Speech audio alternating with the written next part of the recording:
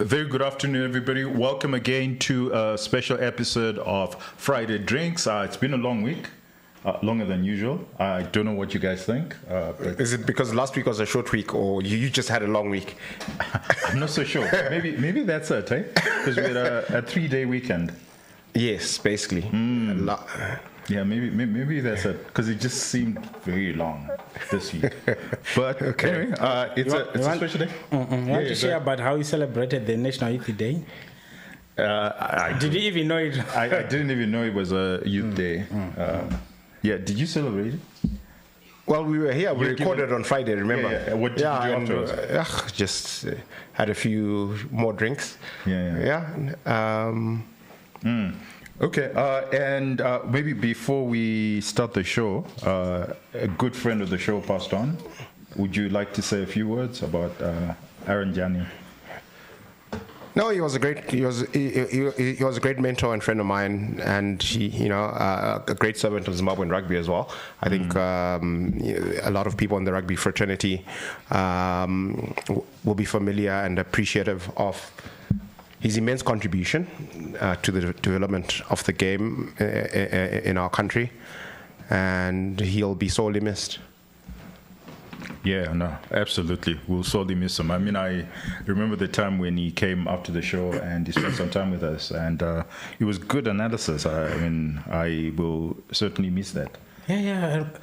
He actually came. We were on this side, and we went outside with him. Was he with Ed Gumbo? Yeah. A very jovial character. It's sad, eh? It's very sad. It's sad, and you could see that he was a man with a good heart, because I know a few of my colleagues actually were mentored by him. Yeah. Rufaro being one of them, Edmond as well, and And I thought Rufaro was going to talk about his son Munashe sponsored us some time back. Actually. Yeah, because he's a wine trader. Yeah. He sponsored the show. Yeah, which was fantastic. Yeah, fantastic. Well, it's sad news, but I think it leaves a legacy, and that will certainly endure for sure. Yeah. Cheers. And to start off the show, I think we're going to do something a little different from the usual. And what we want to do is we want to take about 30 minutes of your time where we just go through the news, the biz news in the market, what people are saying, what the journalists are saying, and we can then, proffer our thoughts and ideas around these things. Because this is a topic of things, and people usually want us to deal with these issues. So they'll get our opinion. Absolutely. Yeah. And just keep in mind that, these are opinions at the bar, so don't take them too seriously. Although you guys are on some strong stuff today, what are you drinking? Yeah. So remember we had Panache, Dr. Panache on the show the one time, and he brought us coffee. One of the guests that actually remember the teetotalers. Yeah. So we're having, he's actually based out of Ethiopia, so we're having Ethiopian coffee, and I must say it's just delicious. I don't know what you think, Zia. No, it is. Ethiopia is well known for producing some of the best coffee you can get. Yeah, so we are so grateful to Panache. For this gift. And there's a lot that's actually happening in Ethiopia. When are we actually going to go to Ethiopia? It should be, it certainly has to be one of those countries we should visit. Yeah, there's a lot of activity in the economy, and there are also a few things that we could possibly, some sort of teachable moments, if I could put it that way. I think what really, the more and more we reflect on these visits across Africa, the more it becomes a lot clearer for me that maybe there's a lot of the motherland that we don't know. And these borders that were, put in place some more than 100 years ago by the Europeans have really created even borders mentally for most Africans. where we actually respecting those lines. Yet we were not there when they were drawn. But the more you sort of interact with, fellow, Africans in different countries, you actually learn that we have so much in common. And if we could see Africa as one big market, I think we could do a lot.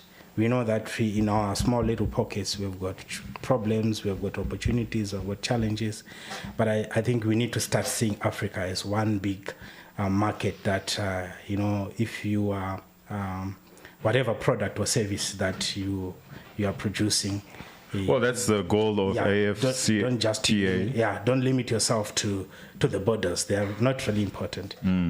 Well, let's hope that the free trade happens sooner rather than later. But, sir, Shumba, what are you drinking? I'm having a Kumusha wine, a white wine. It's sunnier today than it's been for most of the week. We've been blessed by quite a bit of rain, but today's a nice, warm, sunny day. And from the last time, our friend. Why trade? Is there any? Is there any particular? Difference in terms apart from the color. Even maybe occasions, even the occasions. When do you have to take white, red? So the culture says red wines are normally had or consumed at room temperature or just slightly cooler than room temperature, whereas white wines you have them chilled. Red wines, people tend to pair them with red meat, beef, duck, that sort of thing. And white wines tend to pair more with your white meats, your chicken, your fish, and that sort of thing. And what's the logic there? I don't know. I mean, I think we could benefit from the knowledge and wisdom of our sommelier friends. We should get one on the show to actually unpack all of these things, because it does get quite complex and sophisticated. But I've just outlined, from a very Philistine perspective, the major difference. I'm not a connoisseur of wines by any stretch of the imagination. I mean, I'm much more knowledgeable about whiskeys, but I will enjoy a wine from time to time. And then another thing that we are all doing is, I've finished the Good Reverend, Right Reverend, not Reverend anymore. He's no longer a bishop. He's retired. But Julius Makoni, Dr. Julius Makoni. It's a fascinating read. I highly recommend. How far have you gone? I've gone about 60-70%. All right. Okay. And Ranga, how far have you gone? Maybe 30-35%. I'm taking it easy. Yeah, you need to pull up your socks. Yeah. But do you have a dictionary by the side? And you have to. Reading that book, you seriously need to have a dictionary by the side. Yeah, he's definitely going to have an impact on your vocabulary. And uses some really beautifully written book. Okay, what I liked about his book, which is different from probably most of the books that I've read by autobiographies. No, this is a memoir. So we need to be very clear. It's not a autobiography. It's more memoir. It's quite detailed. What's the difference? It's just between an autobiography and a memoir. Well, an autobiography is your life history, right? You're going through chronological,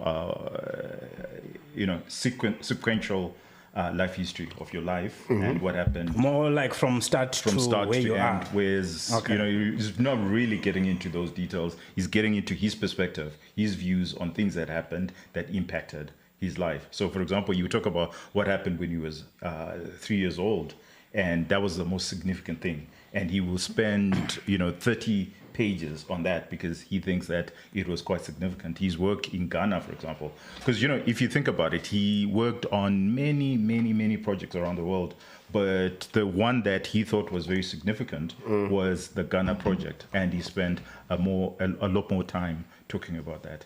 Okay, no, I hear you. So I think that's the difference. Okay, that's the difference. And I think our friend Kenu really is every time we are with him is always saying to us, guys, you have to write a book. And just reading Dr. Makone's book, you then just get inspired that, who knows, maybe you've got a story to share with others. And in fact, that's actually my biggest takeaway so far, just the inspirational aspect of his story. You know, this is literally it's a guy. His story, you know, so all of us have got our own stories. He chose to write his story, and he wrote it in a very fascinating way. And the amount of detail, you know, that... And attention to detail, right? Yes. Names, he remembers names, restaurants, what he actually ate at a particular restaurant. I mean, you know, Probably I can't even remember what I ate last week. Maybe he comes from a generation that keeps journals. Yeah. Oh, Probably. he's just got a photographic memory. No. There's no way, because some of the details that he remembered, I was like, there's no way. You know, even names, he remembers the first name and the surname. Second name, You know, I'm like, some of the people I can't even the conversations. He remembers with great detail. But that's how good the book is, and you know, we just encourage some of our elders that have really done big things, have had some sort of inspiring stories to share them. Or with the story to tell, because I think another big thing about the story is if you're starting out in investment banking or in international markets, this is probably a book that you need to read, because I think that we get into this organization, and certainly I'm speaking for myself, is you're a little naive because you don't know anyone. You don't even have any mentors. And you think that the world is scattered with very ethical and very, you know, it's a meritocracy, but maybe not. And he speaks about this, the World Bank and things that happen at the World Bank, as well as in the church, you know, fascinating, very combative things that happen. But the other takeaway for me is it's hilarious. This book is hilarious. Every page I was laughing. Like, you know, when he meets characters and just how he describes the different characters and the associations he had and, you know, what he thought about, you know, well, lots he's of also people. quite a colorful human being in his own right? Like, then he brings that, and that's just something that you can tell, just, you know, that he conveys in his memoirs, you know. Anyway, after that, I'll give you an invoice for selling the book. Because we have spent almost 5 minutes, but I think it's a good book. It's a good book for us. I think we need more. I think what's missing is for us to actually have the doc on the show, and we're working on it. We can interrogate some of the more interesting tidbits. Oh yeah. Some of the things that he said about, for me, the one that sticks out is Gono. I almost said to you, don't name names. So it ends there. Well, okay. All right, okay. The producer has spoken. Yeah, it ends there. All right, gentlemen, so let's move on to the biz news of the week. So the first thing that we will talk about is AFDB says the Zimbabwean economy is going to grow by 5.3%. Zimbabwe is expected to be one of the fastest African growing economies in 2025. The AFDB forecasting 5.3 growth rate, slightly below the 6% predicted by the Ministry of Finance. Niger is projected to lead the continent with 11% growth, driven by its expanding oil production sector. Do you believe in this? No. 5.3%? No. Yeah. So I must ask, I was just asking myself, which Zimbabwe are they talking about? This economy, it doesn't look like there's going to be any meaningful growth. There's so many headwinds, and there's so many things that we, from a policy framework, that will really work against any. So we just your one-liner and Rufaro, what do you think? Yeah, like the tone of that article, I found quite disappointing, because it seems to me that we're celebrating mediocrity. So even if you take that number at face value, if you're not skeptical like Ranga, and you know, growing at 5.3% is that our full potential?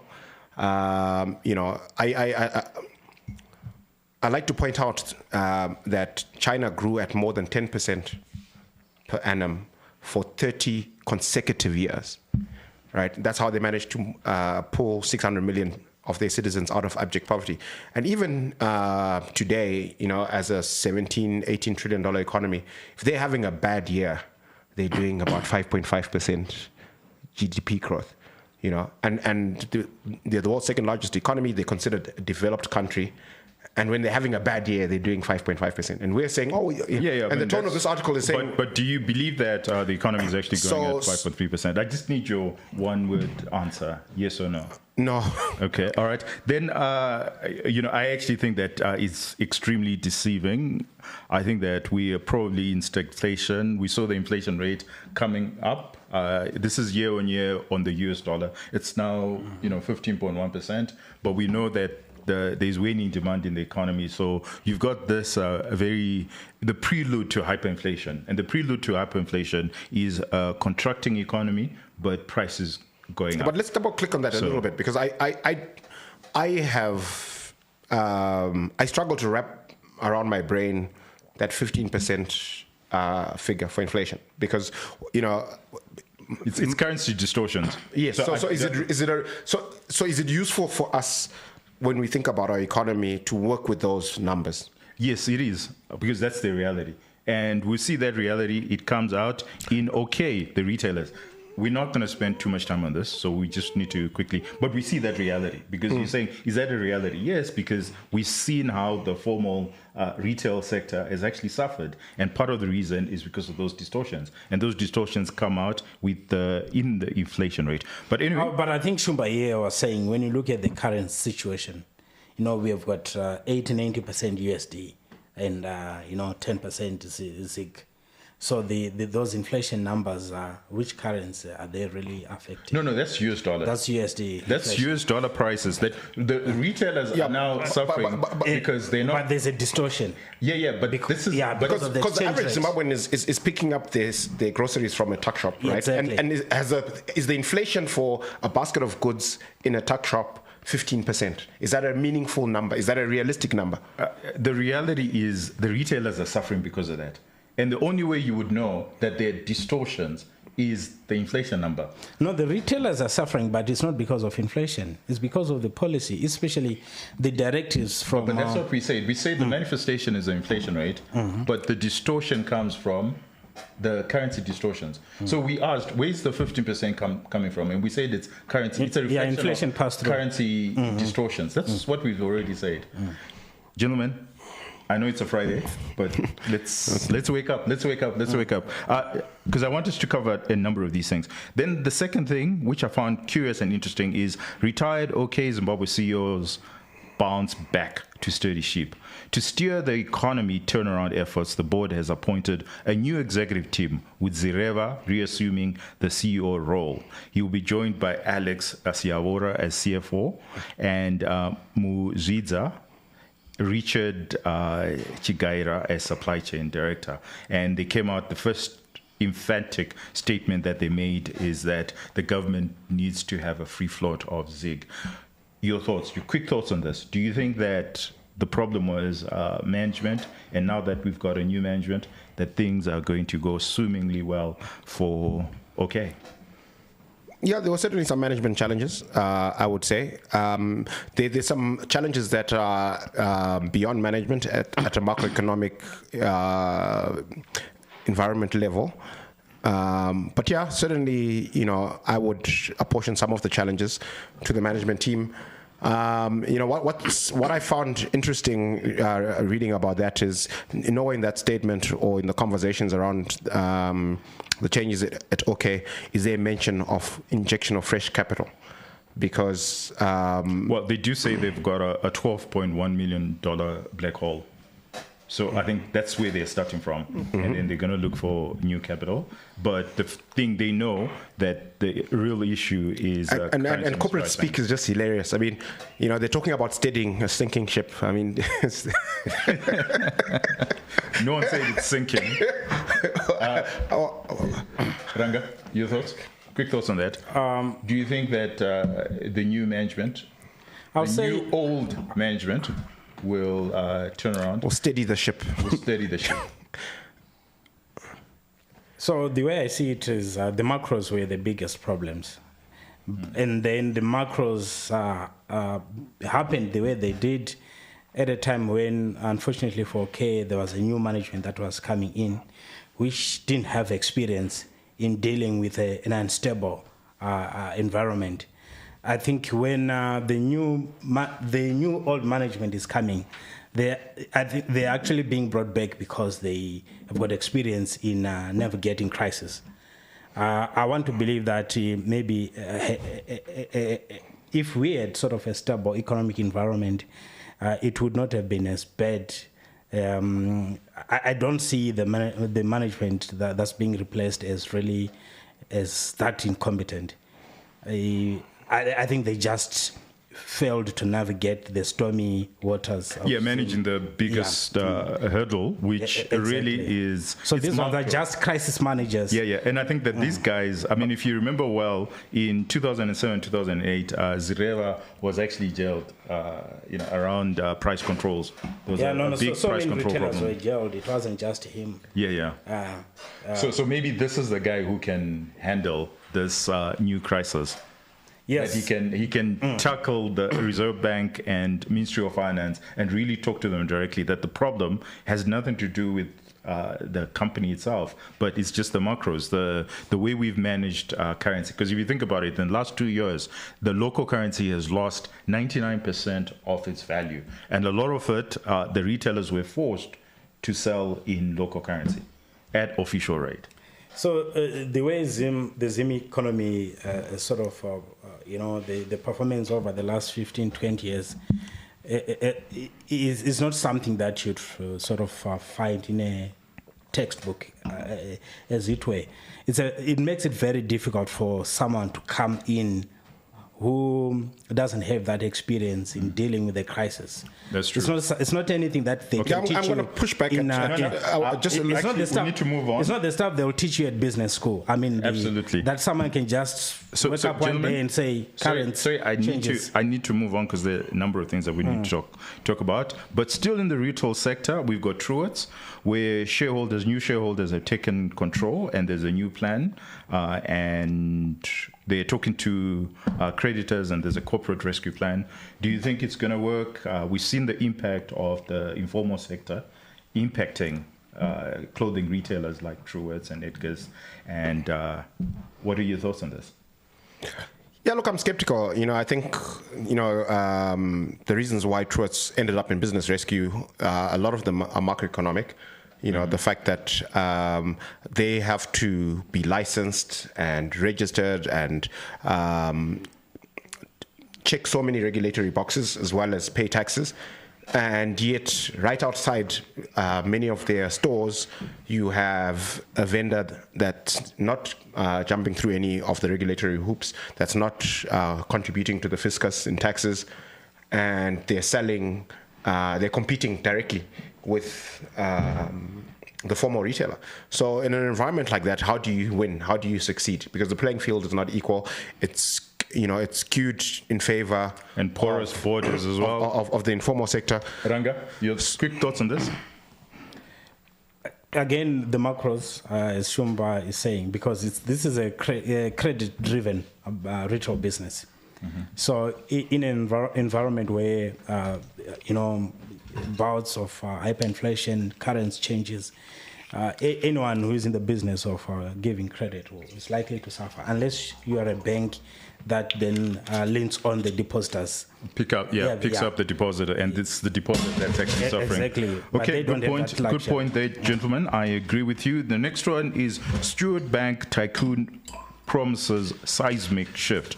So business tycoon Tawanda Nyambira has returned to Stewart Bank, the institution he founded in 2009, vowing major reforms. He described the bank as financially weaker and burdened by an oversized workforce, promising sweeping changes to restore its strength. We saw CBZ retrenching close to 400 employees, and most of the banks are actually retrenching. Again, story being told of the macros. Do you want to speak to it? Yeah, look, I mean, I think it's a tough sector to be in because the banking and financial services sector is the backbone of the formal sector. And something that we've mentioned on the show ad nauseum almost is the fact that the formal sector is losing share to the informal sector. It's shrinking because of the macroeconomic policy framework. So, the banks bear the brunt of this dynamic. and they have to right size and adapt to this new difficult reality. So I think he's making the right moves, and just in general, I think owner-managed businesses tend to do better, perform better than manager-run businesses. That's true. And we've seen that being a big problem in the financial services sector in Zimbabwe, where it's now more management-run than owner-managed. So the entrepreneurial flair has been far less than it was in the 80s and the 90s. Ranga, your thoughts on that? Steward Bank? It doesn't look like it's maybe the best time to put money into banking at the moment. But I think on the flip side, there's also an opportunity, because the banks that are there, they are mostly focusing on traditional sort of banking services. In fact, even the traditional, they are running away from it. There's less and less lending in the banks. The focus is now on non-funded income, because they are worried whether it's the issues around non-performance of loans, but also the changes in the currencies. Okay. So there is an opportunity. I think we need bankers with a different mindset to be able to tap into the informal sector and the SME more innovative. More and more. I'm going to give this to Shumba, because it's something that you're passionate about, and you talk about how the old banks are going to die, and that the competition is actually coming from the traditionally non-banking sector. When you look at EcoCash and you look at Inbox and that sort of thing, what are your thoughts on this? Also, that overarching trend is very real. It's going to come through, and it's going to decimate the legacy brick and mortar banks. So I don't think that that's changed. I think that the legacy bankers who will survive and even thrive in notwithstanding what's happening with fintech are the investment bankers. The people who are able to structure transactions and give advice that is significantly value adding to the corporate world. And I think so the bankers who have that skill set, I think they will adapt, and they will not only survive but thrive in a new dispensation dominated by fintech. But there's no doubt in my mind, certainly, that the fintech players, especially for every aspect of banking that is mundane, like just your day-to-day transacting, where the customer is really concerned about convenience and cost. So I need to rush you, because we've got a number of things that we need to cover. Can you speak to what's going to happen to cross-border trade, big financial institutions? Well, seemingly like X, because we know they're going to come up with their wallet. Meta, they're going to come up with their own wallet. How is that going to impact the Zimbabwean local banking institutions? Yeah, so I think mundane banking, the basic transactional, like Ranga's alluded a little bit to how the banks, because of the challenges in writing loans, have focused on non-funded income, fees and commissions on transaction. And those, it actually makes transacting quite expensive. And one can imagine, a WhatsApp wallet where for you to move money to Ranga, it costs nothing. And if a product like that emerges, it's difficult to see how the banks who are keeping the lights on from non-funded income will survive. They will lobby government to ban Meta from trading in Zimbabwe. But anyway, that's for another day. But sticking with the financial services sector, we have First Capital Assets double on Forex holdings. So it says First Capital Bank grew its asset base by 124% in the first 9 months to October. And despite local currency devaluation driven by increased foreign currency holdings, while the 43% ZiG devaluation in September weakened financial sector balance sheet, FCB's regulatory capital rose by 115% during the period. Again, this is just playing. In what currency? So it's just, ZiG is the reporting currency. Yeah. So in that case, it's just the devaluation. So I think my only comment there is my colleagues in the media fraternity. It's really poorly crafted article. Okay, go ahead. Yeah. What are they communicating? Because, the moment you say financial institutions' assets have grown by 124%, the picture you're painting is there's progressive. Growth. There's real growth. I don't know if they really know the difference between nominal and real growth, but I think every Zimbabwean knows that. If you don't know all that complicated stuff, just say in US dollars what has been the growth. Okay. Yeah, so it's a teachable moment from it's misleading. From Ranga, who is a lecturer. So yeah. They are my colleagues. We sometimes spar, and Okay. Thank you very much. Next one is rising costs of milk. Of Dairy Board milk. So Dairy Board Holdings CEO Messi Ndoro highlighted that rising business costs are challenging the dairy processor. The company's trading update for the period ending September 2024 cited exchange rate volatility, liquidity issues, and supply chain disruptions as key factors to disrupting operations. These challenges, including inconsistent access to water and electricity, have led to higher operational costs and affected production continuity. I think we saw, toll manufacturing of some of our Dairy Board's products. That's now actually happening in South Africa because it's actually cheaper for it to happen there and not here. Would you like to speak to that? Yeah, look, I think the article is it captures all the salient points quite well. We just live and work in a macroeconomic policy framework that makes life incredibly difficult for more businesses, especially people who have to manufacture or process physical goods. And this is what the article is saying.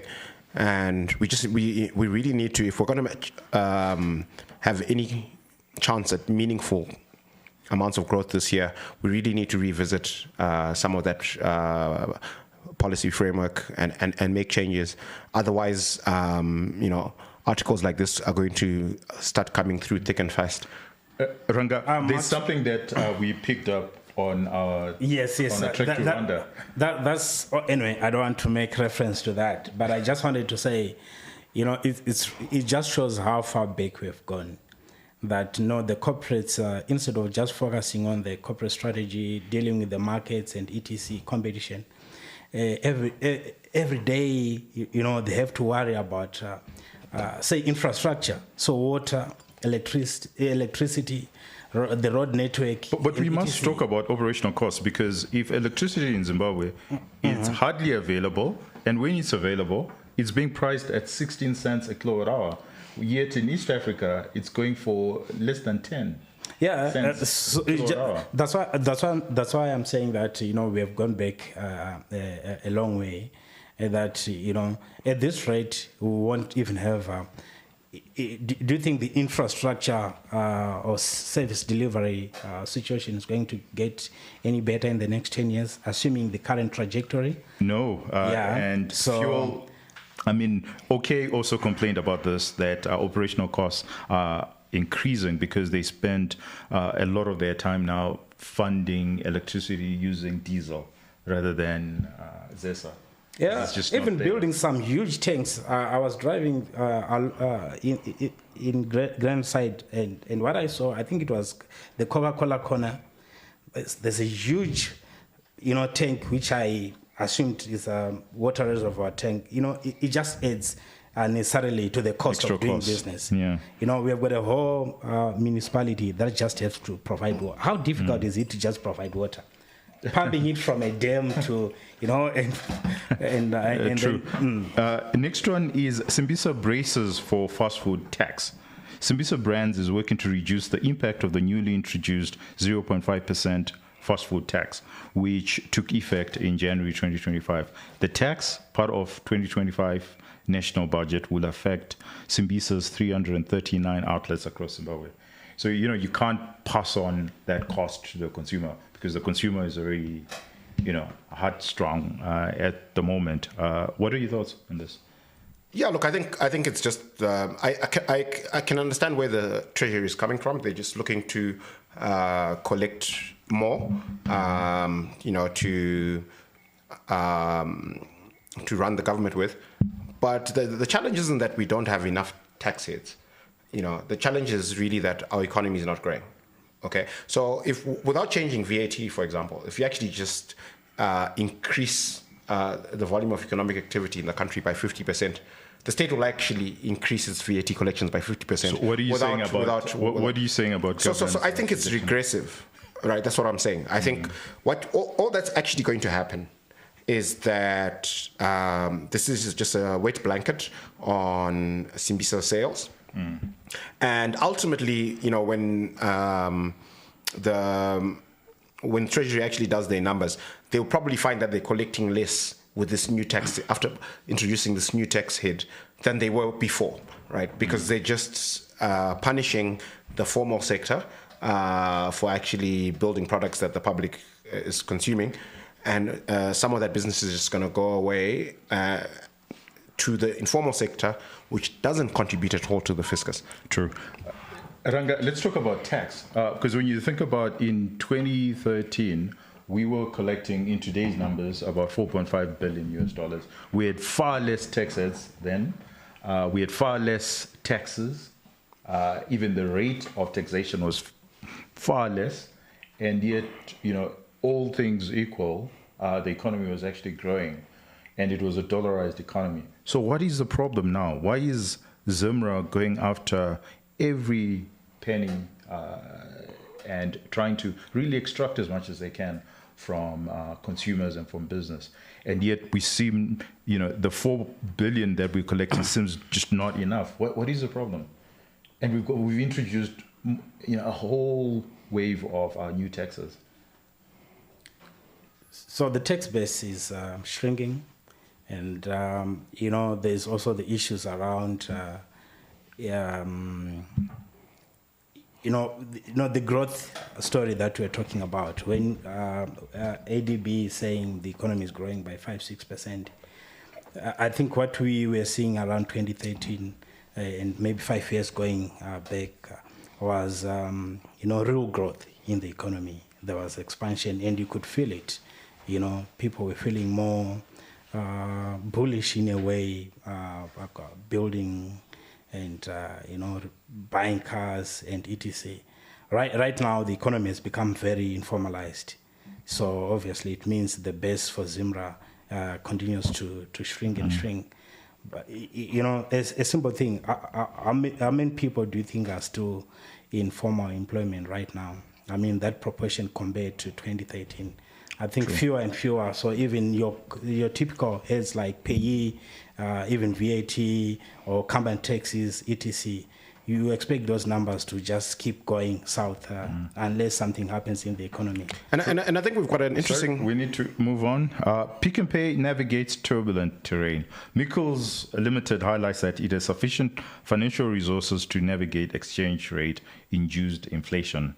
In its third quarter update, the retailer noted that the ZiG devaluation in September 2024 contributed to an inflation-driven revenue increase. In fact, what happened there is they had enough resources to write off the exchange rate losses. So they've had to recapitalize. And perhaps that's the difference between OK and Pick n Pay, that they can take on the losses by recapitalizing the business, whereas OK, I think they just didn't have enough capital to take on that knock of exchange rate losses. But your thoughts on this?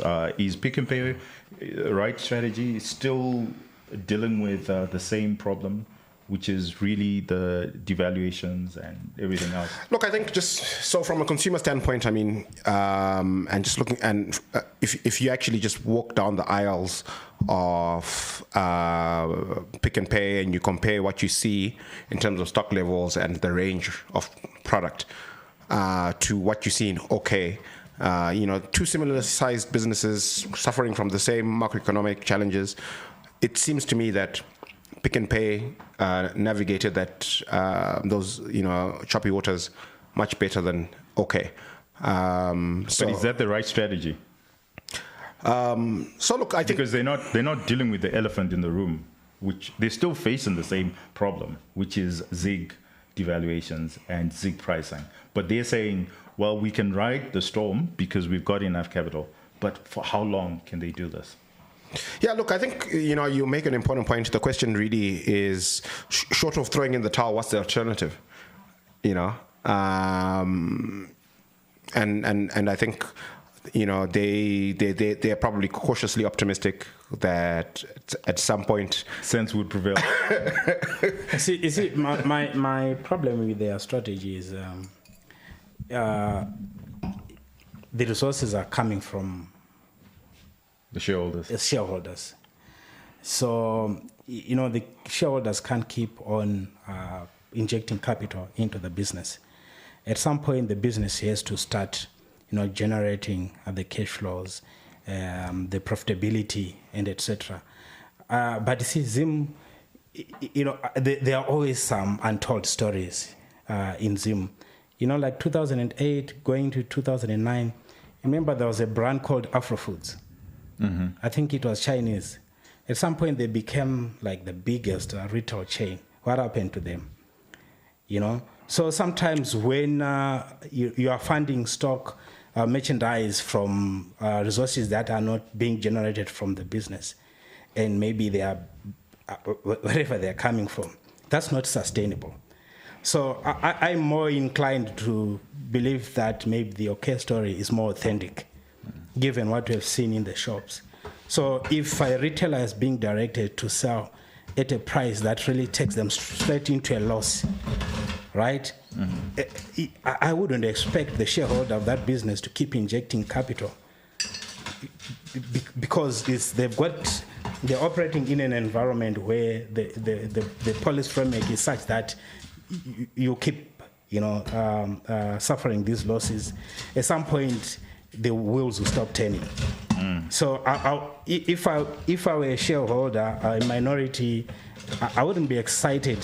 I want to hear the story that the core operation, the business itself, is able to generate cash flows, profitability, and the future of the business is actually anchored on the core operation. Not that there's some shareholder who's putting money to cut you into because, that. So, gentlemen, this was supposed to be 30 minutes. But clearly you have a lot to say. But let's go on. Or you have rather poor anchoring skills. Exactly. I'm trying to allow you guys to actually speak. And you know what? I hope that's the last one because the theme is very predictable. We are going south. I didn't even prepare this. It's your team that actually prepared this. So tax strategy pays off for Tanganda. Tanganda Tea Company reduced its tax payment by 24%.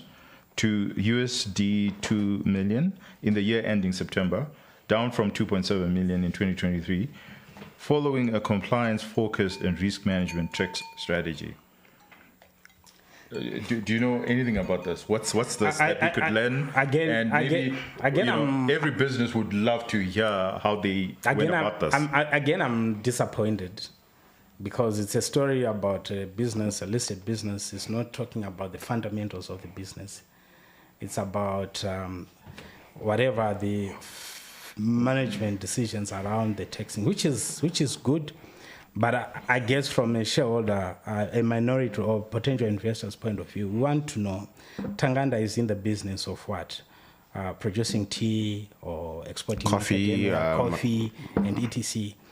How are they faring in that space? They are not in the business of running tax schemes, and it's good to optimize tax, but that has to come after you've done very well. You have done something with your own operations. Core business. Yeah. Okay. So the core business, is it there? How competitive are they? Are they, generating enough, or whether it's foreign currency, and the bottom line, how is it looking like? So I wouldn't sit in a meeting and cool about this. Yeah, where an executive is telling me that no, we optimize tax and etc.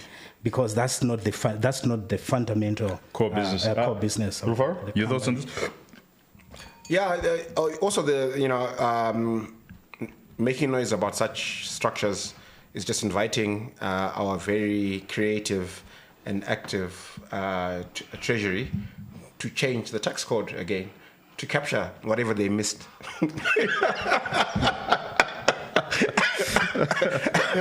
So this is probably not advisable from Tanganda. They shouldn't. No, don't. Well, why make noise about it? Okay, gentlemen, let's get into another topic. That's something that's actually happening geopolitically.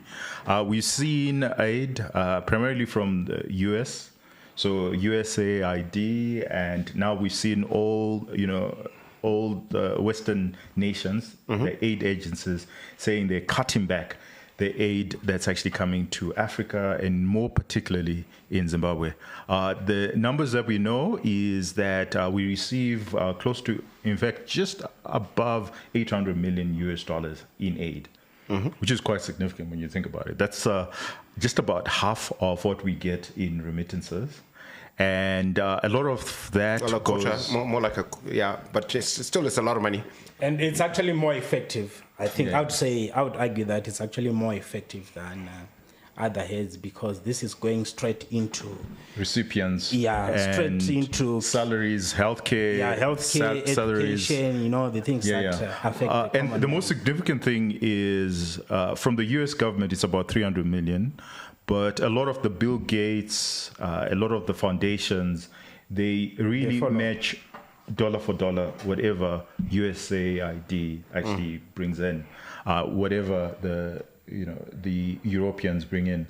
We saw the budget coming out of the UK market, and they've cut back on aid. They're increasing defense spending, but cutting back on aid.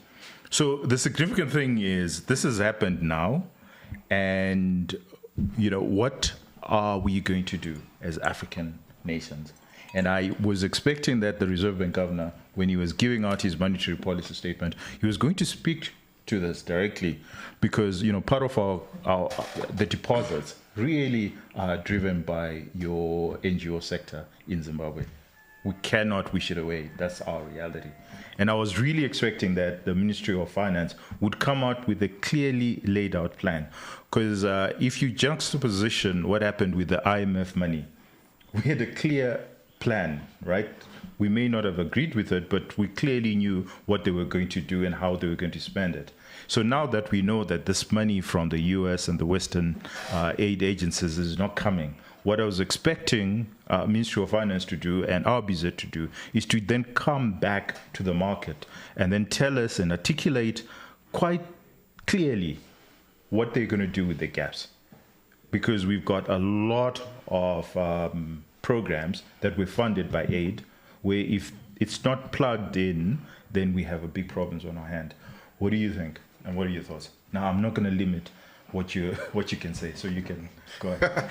Well, look, philosophically, as a libertarian, I think this is fantastic. I abhor the idea of handouts.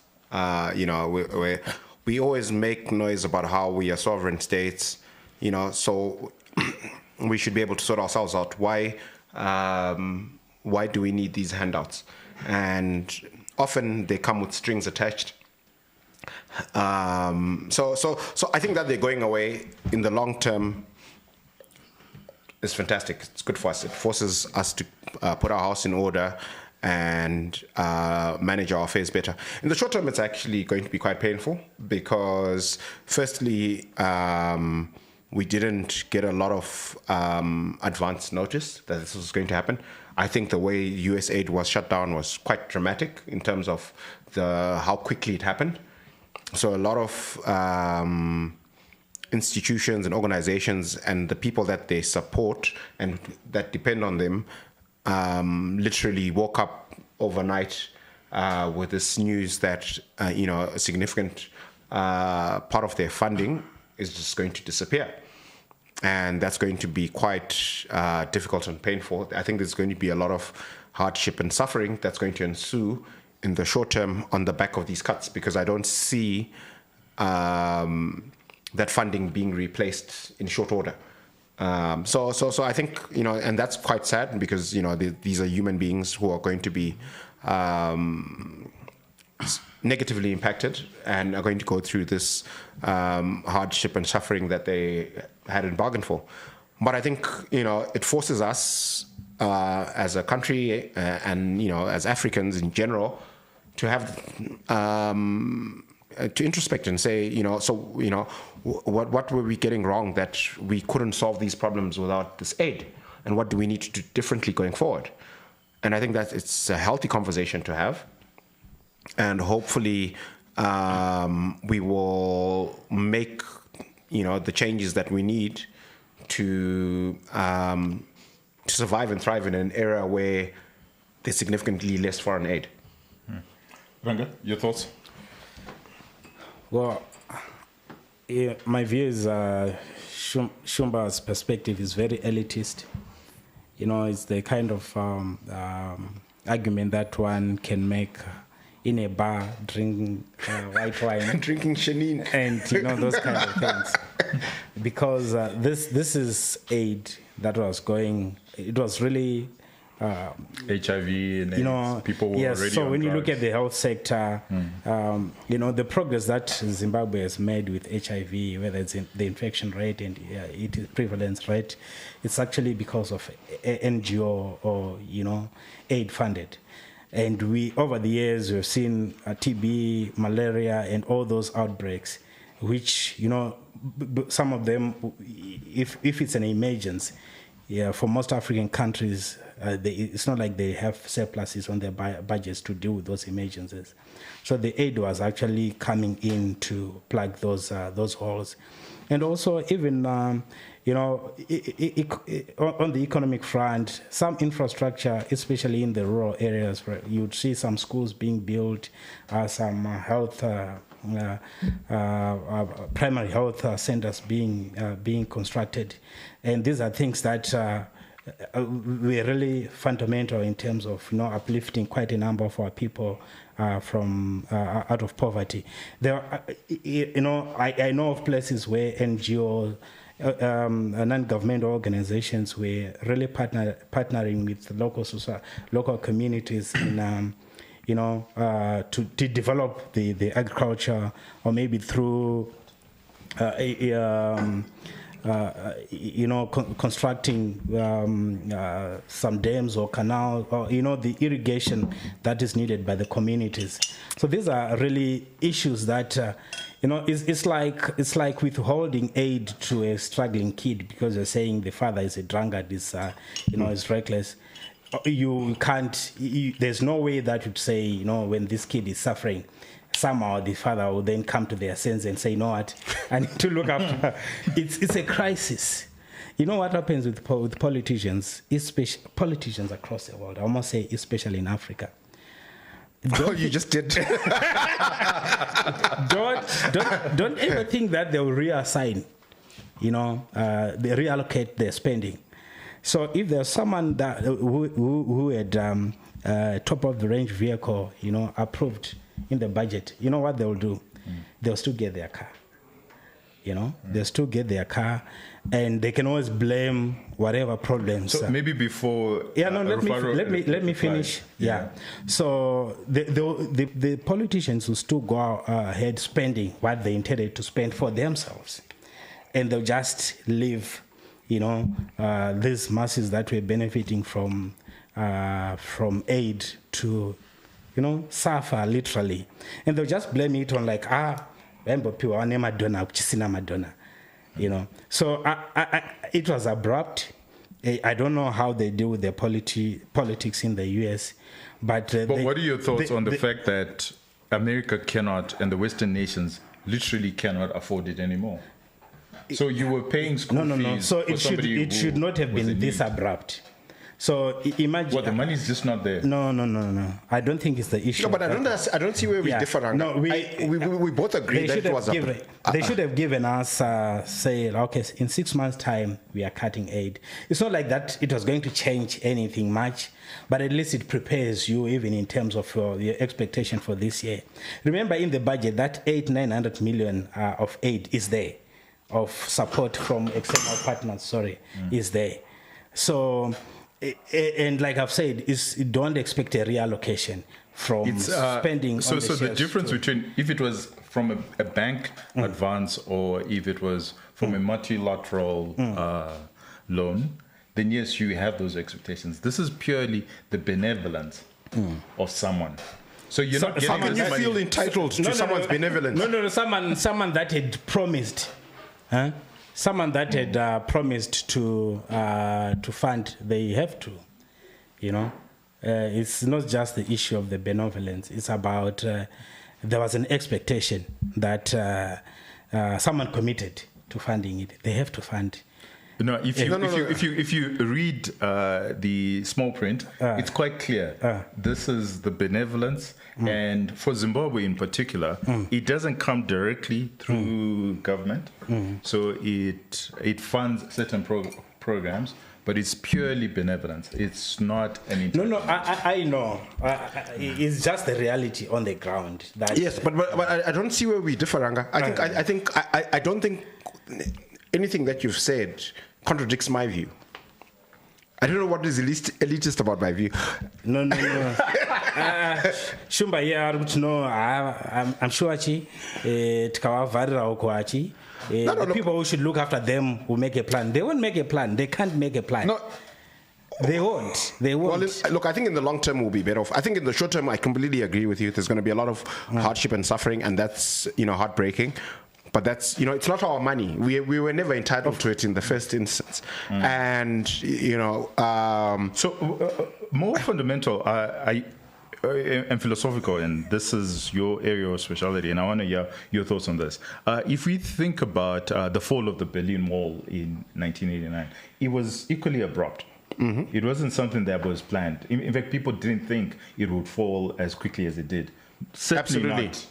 Right, but the minute it did, it's the reality. It's the reality, and the world changed. Do you think that this is again another Berlin Wall 2.0, where the geopolitics and aid politics in the world has fundamentally changed, and we need to now prepare this new world era post aid?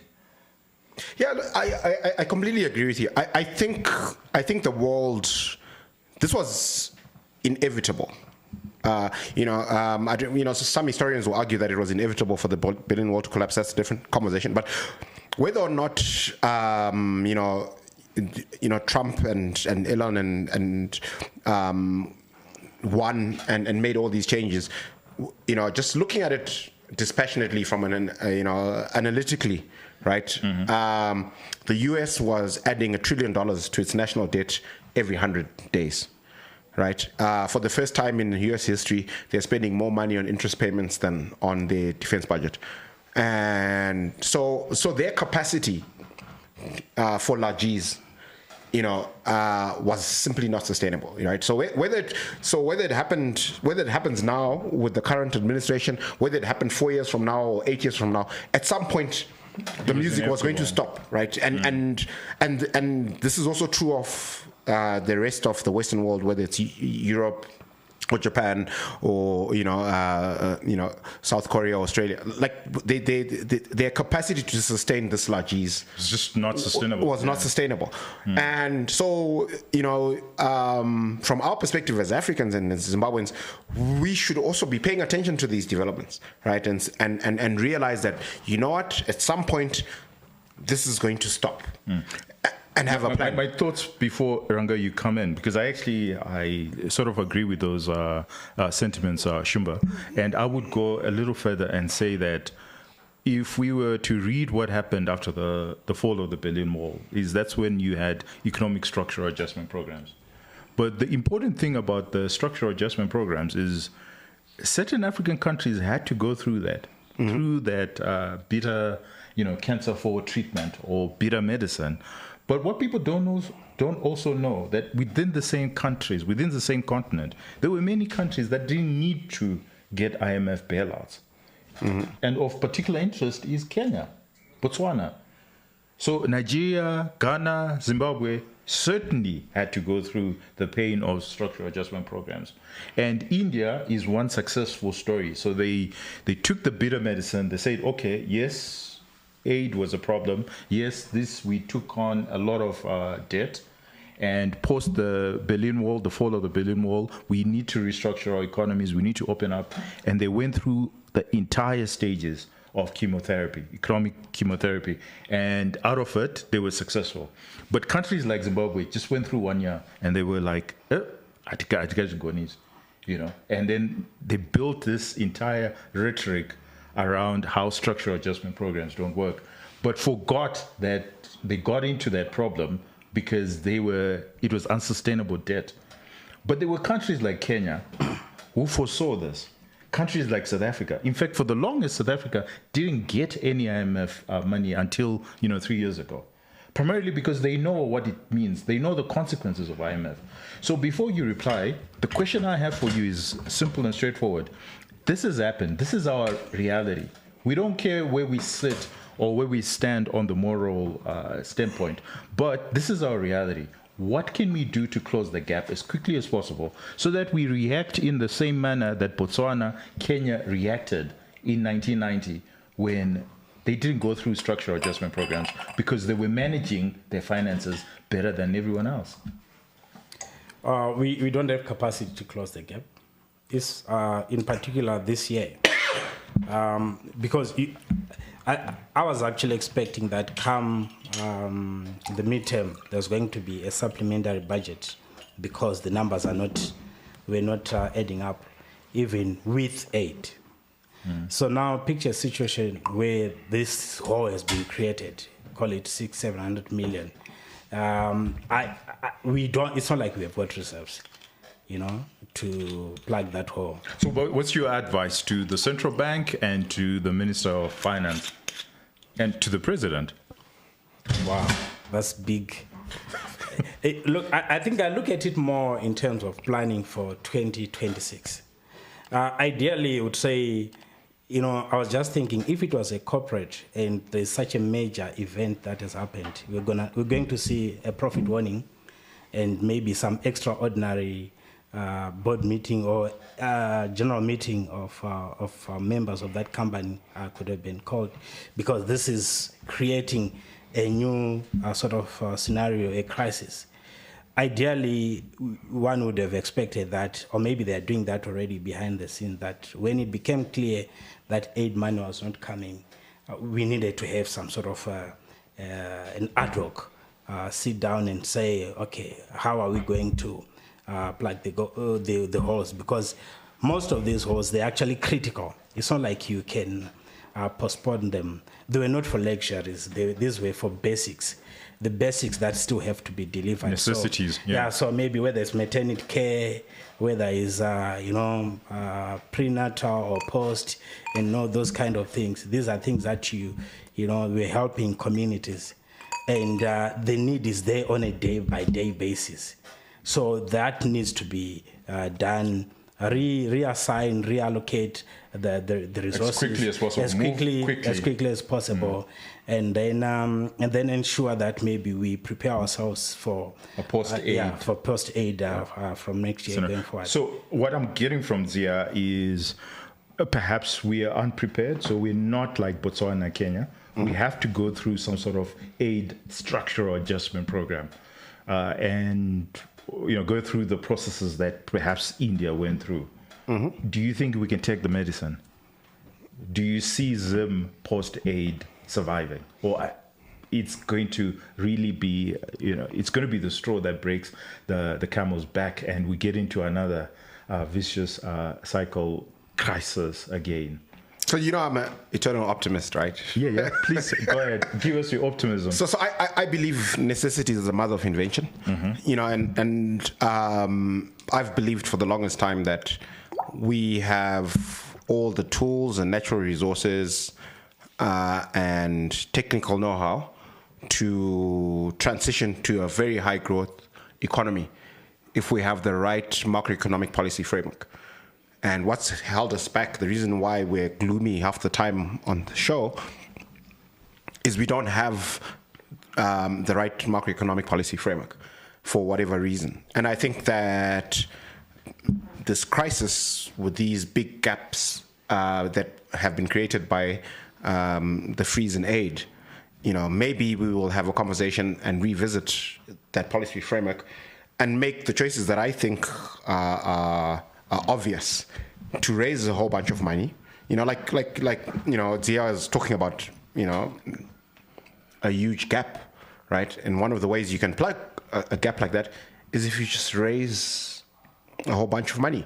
What do we need to do to raise money as a country? I think we've got capacity to raise meaningful amounts of money if we make the correct changes to exchange control and other important policies, right? The reason why it's almost impossible for us to raise any money from global capital markets is because you can't even begin to have that conversation with someone in Joburg or London about moving money into Zim. So hopefully this crisis forces us to reconsider, that policy framework, and we make the choices that we should have made anyway. Okay, so let me give the pessimist view. We've had the optimist view. The pessimist view is simple and straightforward. Given the gap, the natural thing to do is to do exactly what's actually happening with our benefactor. They're cutting their budgets. So we need to cut our expenditure. That's the natural thing to do. Mm-hmm. But we know that's not going to happen. So let me give you the pessimistic view. You think it's not going to happen? You can't say it's not going to happen. Yeah. Well, I know it's not going to happen. But let me give you the pessimist view, which I think we need to prepare for in our scenario analysis, is I see them increasing taxes. That their natural knee-jerk reaction when they see a gap is, how do we tax more to plug that gap? So when you look at HIV, I think they'll come up with a new tax ed that will say, I think there's an AIDS we have an AIDS levy. We have an AIDS levy for the longest time. We're gonna come up with another AIDS levy 2.0. That's my pessimist view. I hope I'm wrong. Do you think it's going to work though? It doesn't matter whether it works or not. I'm just saying this is the reality, that as an economy, this is what we know. This is their knee-jerk reaction. The natural thing to have done is to cut expenditure. But we know that's not going to happen. Their knee-jerk reaction, as always, is to increase taxes. Let's have that as a scenario. Ziva? I don't think there's too of there's capacity to squeeze some more, taxes from the economy. It's just not there. When we were just starting, one of the issues that we discussed is how the collections are much lower compared to 2013. And yet there are more and more tax lines or tax heads that are being introduced.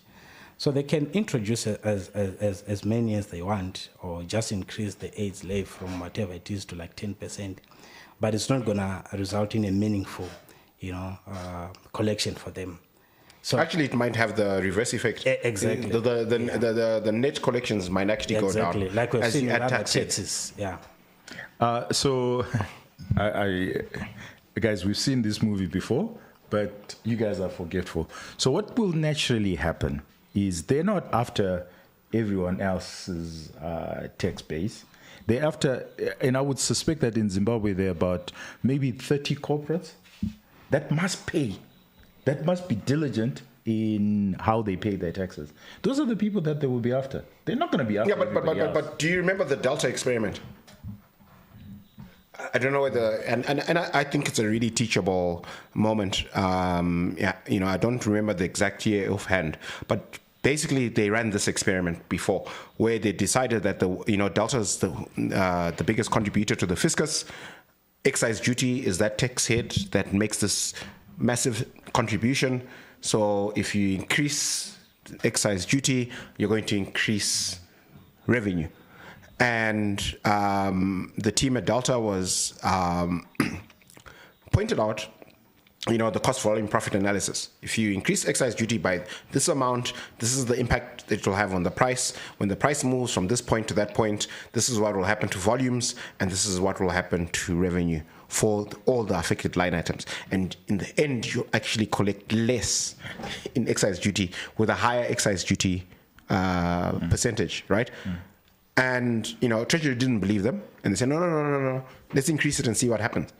And they actually increased the excise duty, and they collected less in excise duty. And they actually reversed it. You know, so I think that's a really powerful teachable moment about the limitations of new tax heads and changing the rate on existing tax heads to higher. You know, the only thing we learn from history is that we learn nothing from history. That's spoken like a true pessimist. I'm much more optimistic. I hope you're right. That's all I'm saying. Much more optimistic. I hope you're right, and I hope that they go out there and they raise new funding, and that they pour the funding and they cover the gap, and it's nirvana and it's kumbaya. I hope you're right. But what I know is their knee-jerk reaction. But please, let us know what you guys think. What do you think? How can we actually cover the gap? So the first idea is what sort of policies and suggestions we can actually provide in closing that aid gap. And then the second thing is, what do you think government is going to do? You've heard from us, and have yourself a wonderful Friday, and have yourself a wonderful week ahead. Let's see you guys next week. Cheers. Cheers.